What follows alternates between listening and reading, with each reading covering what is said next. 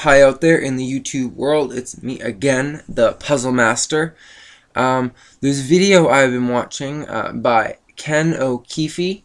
Might be pronouncing that wrong, but I highly suggest that you look it up on the YouTube. And I'm going to show a little bit of it in the background. And I really hope that you listen to this because it's important. Yeah, so here we go. When I took on this show, I knew that certain issues needed to be discussed right up front. And top of the list was 9/11, because no event has affected our world, especially the Middle East, more than 9/11. But all the major players in this event have received obvious cover from the governments, academics, and of course, the mainstream media. Aside from the sycophants protecting their masters, there is a much more insidious enemy of truth known as political correctness. I will not bow to such manipulations. Political correctness is a trap, functioning as a tool to prevent honest dialogue.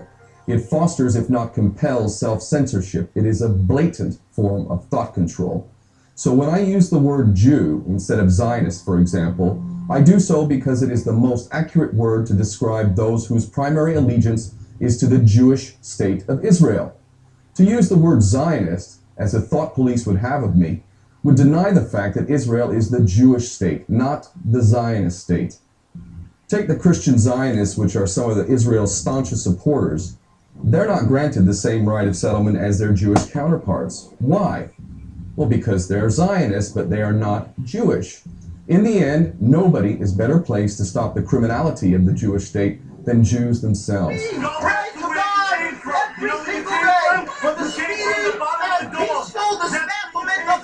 Israel, that we can once again coexist as we have for hundreds of years. We have all the rabbis who will testify lived in the old state of Jerusalem, in the old state, in the old city of Jerusalem, in the old city. They lived door by door. This rabbi lived in the old city of Jerusalem. Before 1948, he'll tell you how he lived, coexisted with all the Arab neighbors, how they babysat each other's children when they went to Yom Kippur, when the women went to Yom Kippur on the fast day, the Muslim neighbors babysat the children, the most precious objects they gave to them to protect. Whether we like it or not, taking responsibility for the actions of our governments that operate in our name, that receive our complicity and our support, is essential to solving the problems we face. Blame shifting, on the other hand, is tantamount to voluntary maintenance of the tyranny.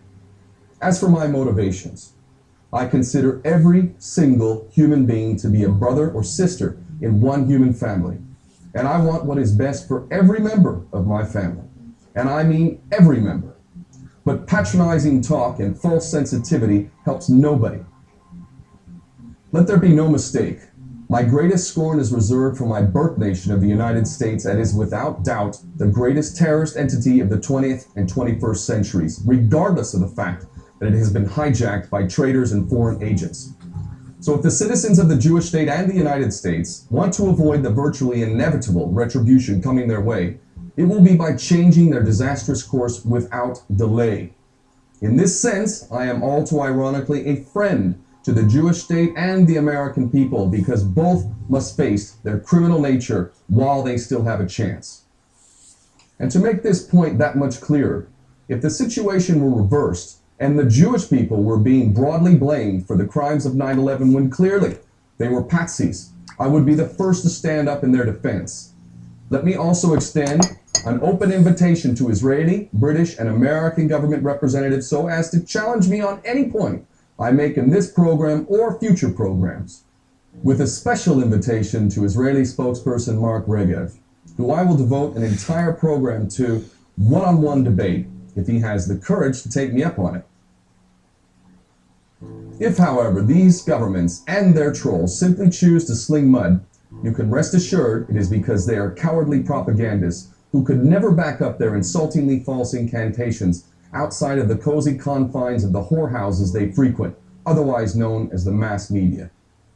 Before we explore the truth regarding 9/11, I must thank Christopher Boland, Mark Glenn, Jonathan Azaziah, Mark Dankoff, and Xander Z. Fereza for reviewing the content of this program.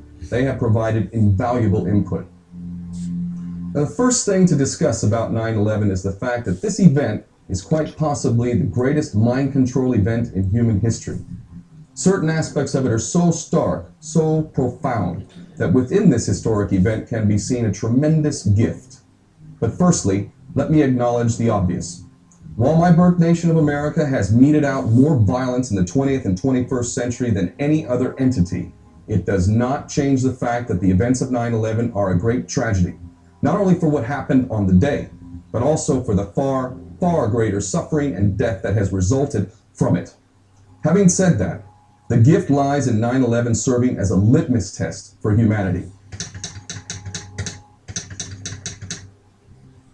Indeed, I will make the case that we have reached a flashpoint in human history that will decide the fate of all life on planet Earth, because in the nuclear age, we simply cannot sustain the collective insanity of our current path.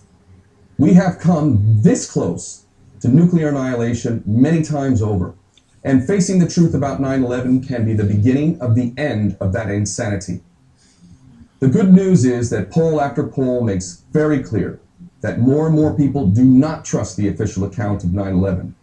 Around the world, it is safe to say that the majority of people do not accept the official version of the event.